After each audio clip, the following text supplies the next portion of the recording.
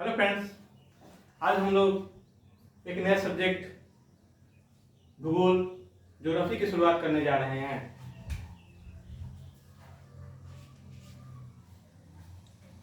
अंग्रेजी में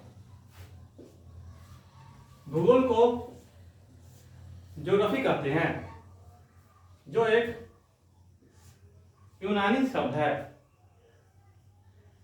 ज्योग्राफी दो शब्दों से मिलकर बना है, जियो प्लस ग्राफी, जिसमें जियो का अर्थ पृथ्वी होता है और ग्राफी का अर्थ का वर्णन। यानी कि देखा जाए ज्योग्राफी का अर्थ होता है पृथ्वी का वर्णन करना, यानी कि पृथ्वी का वर्णन। इरेटोस्थनीज ने सर्वप्रथम, देखिएगा, इरेटोस्थनीज ने सर्वप्रथम ज्योग्राफी शब्द का प्रयोग किया था, इसलिए उनको भूगोल का पिता कहते हैं। देखेंगे हम लोग भूगोल को एक विषय के रूप में प्रतिस्थापित करने का श्रेय यूनान के निवासियों को जाता है। यूनान के निवासियों को भूगोल को एक विषय के रूप में प्रस्थापित करने का श्रेय।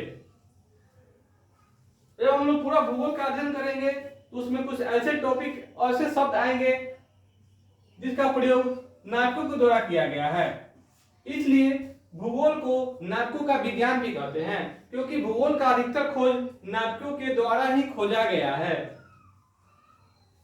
अब हम लोग भूगोल के सिलेबस के बारे में आ जाए। हमें भूगोल के अंदर में क्या क्या पढ़ना है, नहीं पढ़ना है। सर्वप्रथम विश्व का भूगोल। विश्व के भूगोल। दूसरा भारत का भूगोल। अगर बिहार के कंटेक्स्ट में आ जाए तो बिहार का भूगोल। अब हम लोग के ऊपर डिपेंड करता है किधर से ही पढ़े। पढ़ना तो सारा है, जैसे पढ़े। अब ले लीजिए विश्व के भूगोल को, तो विश्व के भूगोल में 4 चैप्टर ज्यादा इंपॉर्टेंट है आपको। जैसे पहला सौर मंडल, दूसरा स्थल मंडल, तीसरा वायुमंडल, चौथा जल मंडल। भारत के भूगोल में आएंगे तो इसको विस्तार से पढ़ने के लिए भारत का विभाजन करेंगे, प्राकृतिक विभाजन,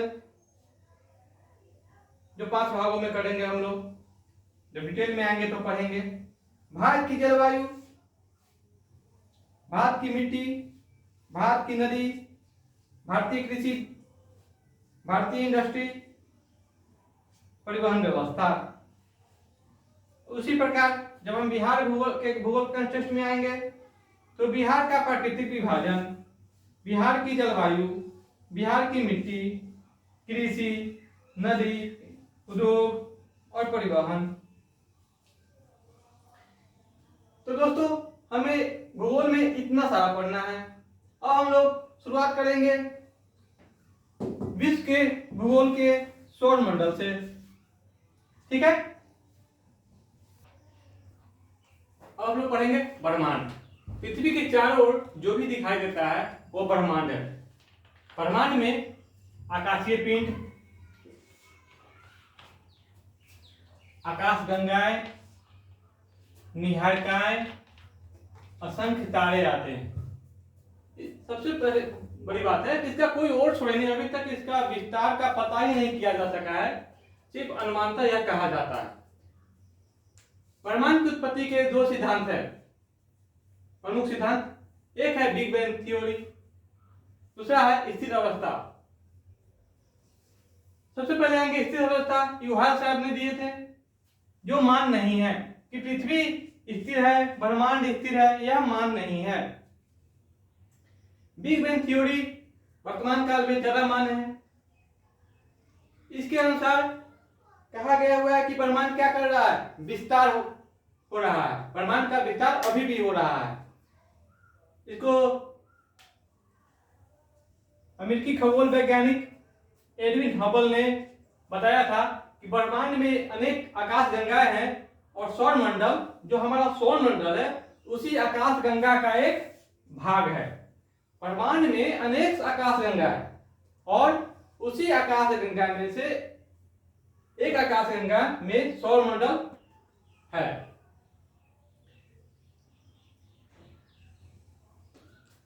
1990 में जब हबल दूरदर्शी दूरबीन विकसित हुआ तो इसके बाद ब्रह्मांड के बारे में कई चीजों की पता चली। इसमें आपको यह सिद्धांत बिग बैंग थ्योरी सत्य साबित हो जाएगा। जैसे कि हबल साहब ने कहे थे कि ब्रह्मांड का क्या हो रहा है, विस्तार हो रहा है। इसके लिए उन्होंने एग्जाम्पल भी दिया था।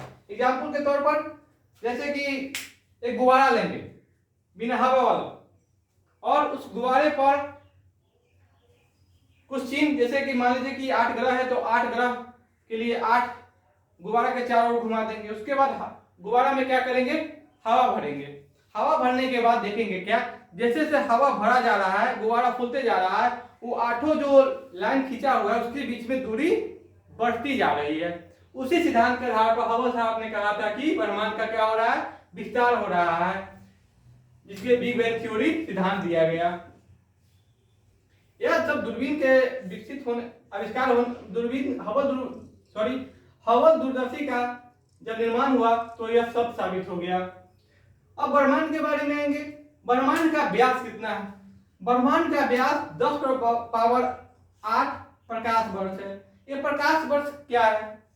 प्रकाश वर्ष वह दूरी होता है, ये दूरी मापने का एक मापक है दूरी का, जिसमें आपको एक साल में प्रकाश द्वारा तय की गई दूरी को एक प्रकाश वर्ष कहते हैं। तो ब्रह्मांड का व्यास कितना है? 10⁻8 प्रकाश वर्ष। ब्रह्मांड में अनुमानतः कितने मंदाकिनी है? 100 अरब मंदाकिनी है, यानी कि गैलेक्सी आजकल के बच्चों के नाम पर ज्यादा आता है, क्योंकि यह एक बहुत ही फेमस एक्टर का क्या है, अपार्टमेंट है जहां पर ये रहते हैं। आप लोग गेस कर चुके भी होंगे। प्रत्येक मंदाकिनी में अनुमानतः 100 अरब तारे हैं, यानी कि ब्रह्मांड में कितने मंदाकिनी है? 100 अरब। हर एक मंदाकिनी में 100 अरब तारे हैं। हर 100 अरब तारे में एक तारा में हमारा सौर मंडल, क्योंकि सूर्य भी एक तारा है। तो देखिए हम लोग का स्थिति कहां पर आता है। अब मंदाकिनी के बारे में है, गैलेक्सी तारों का ऐसा समूह जो धुंधला सा दिखाई देता है, जो तारा निर्माण प्रक्रिया की शुरुआत का गैस पुंज है, मंदाकिनी कहलाता है। जब तारा निर्माण की प्रक्रिया चलती है तो उससे गैस का एक पुंज बनता है, जिसे मंदाकिनी कहते हैं। हमारी पृथ्वी की अपनी एक मंदाकिनी है। अब हम लोग अपनी पृथ्वी पर आते हैं। हमारी पृथ्वी का अपनी एक मंदाकिनी है, जिसे दुग्ध मेखला, मिल्की वे या आकाश गंगा कहते हैं। दुग्ध मेखला, मिल्की वे या आकाश गंगा कहते हैं। हम लोगों ने सिंपल वे में ले लिया आकाश गंगा, ठीक है। ये जो आकाश गंगा है, इस जो जितना अभी तक ज्ञात हो चुका है, उसका 80% भाग क्या है? सर्पिला है, यानी कि स्पाइरल में यहां अंडाकार, गोल नहीं, सर्पिला। इस मंदाकिनी को सबसे पहले गैलीलियो ने देखा था। गैलीलियो जो इटली के प्रसिद्ध वैज्ञानिक होंगे। आकाशगंगा के सबसे नजदीकी मंदाकिनी को देवयानी नाम दिया गया है। माने हमारे आकाशगंगा के सबसे पास जो मंदाकिनी है उसे कौन सा नाम दिया गया है? तो देवयानी। सबसे नवीनतम मंदाकिनी कौन सा है? ड्वार्फ मंदाकिनी, ठीक है। अब हम लोग गैलेक्सी के देखते हैं।